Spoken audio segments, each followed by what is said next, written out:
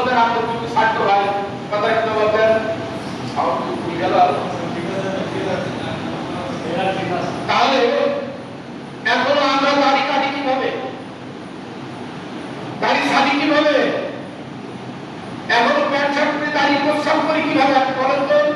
রসুলের সিরাত জানতে হলে, রসুলের জীবন সম্পর্কে জানতে হলে আমি তো এই কাজটা করতে পারতাম না। আমি জানতাম, আমিও তো দাড়ি সাজতাম, এখন তো সাজি না। আমি তো টুপি খুলে বেড়াতাম, এখন তো টুপি খুলি না। আমিও তো প্যান্ট শার্ট পরতাম, এখন তো পড়ি না। কারণ কি?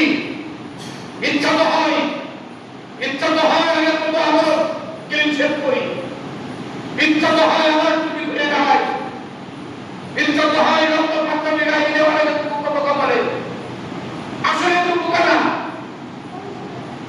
পোকা তো অনেকেই বলে সেটা সাজতে করা যাবে, কিন্তু রসুলকে বেজ্জতি করা হবে। আমার রসুলের বেজ্জতি করা হবে।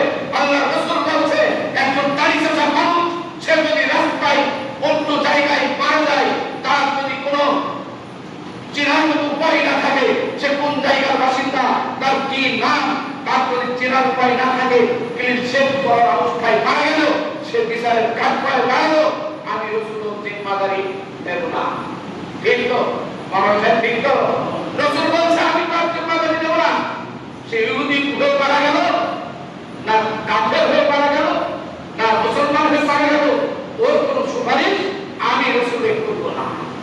তাহলে এই সমাজে আমরা গাড়ি চাষি, গাড়ি কাটি, একটা মাসালা শোনেন। যদি আমার কথাটা আপনাদের খারাপ লাগে, খুব বড় নামের আলেমদের কাছে জিজ্ঞাসা করবেন, যারা মাসালা জানে তাদের কাছে জিজ্ঞাসা করবেন, দাঁড়িয়ে এক মুষ্টির আগে ছাড়লে কি পায়?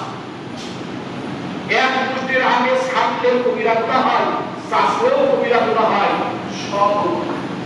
এই চাষলেও যে গুনাহ, এক মুষ্টির আগে আপনি কাটলেও সেই গুনাহ। আচ্ছা বলুন তো এই দাড়ি কাটা কি